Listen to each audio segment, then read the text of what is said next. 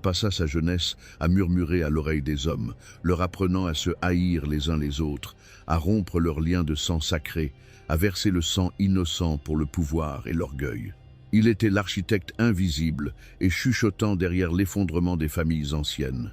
Le prophète sallallahu alayhi wa sallam, entendant cette sombre confession, le réprimanda. Quelle situation terrible pour un jeune garçon et quelle pratique maléfique pour un vieil homme. C'était une vérité prophétique et lourde de sens.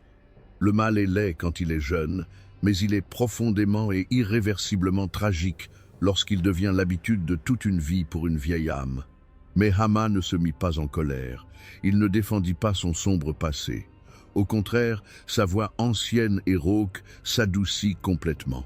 L'arrogance qui caractérise habituellement la lignée d'Iblis avait entièrement disparu. « Ô messager d'Allah !» supplia Hama, « ne me réprimande pas, car je me suis repenti devant Allah. » Repenti. Un descendant d'Iblis, une créature qui avait activement participé à la corruption des premiers humains, se tenait dans le désert d'Arabie, affirmant qu'il s'était tourné vers Allah subhanahu wa ta'ala. Comment une créature pareille peut-elle trouver le repentir? Comment un être plongé dans des siècles de ténèbres pures peut-il trouver le chemin vers la lumière? Hama poursuivit son récit, dévoilant un parcours spirituel qui s'étendait à travers les âges. Il expliqua que son repentir ne s'était pas produit du jour au lendemain. Ce n'était pas une prise de conscience émotionnelle soudaine.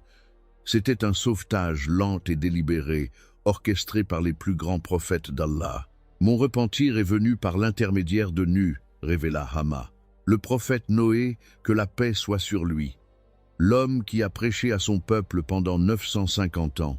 L'homme qui a construit l'immense arche alors que le monde entier se moquait de lui, le raillait et le traitait de fou. « J'étais avec Noé à la mosquée », dit Hama, « et j'étais avec lui dans l'arche.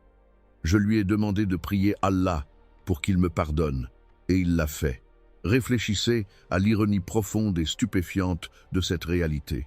Pendant près d'un millénaire, les êtres humains, les enfants d'Adam, ceux qui étaient censés être les héritiers de la terre, ont rejeté le prophète avec arrogance. Ils ont préféré le déluge à la vérité. Mais dans l'ombre, un djinn, descendant de la créature même qui avait juré de détruire Adam, a baissé la tête, a reconnu la vérité et a pleuré en signe de repentir. Allah, subhanahu wa ta'ala, ne regarde pas votre lignée, il ne regarde pas vos ancêtres, il regarde votre cœur.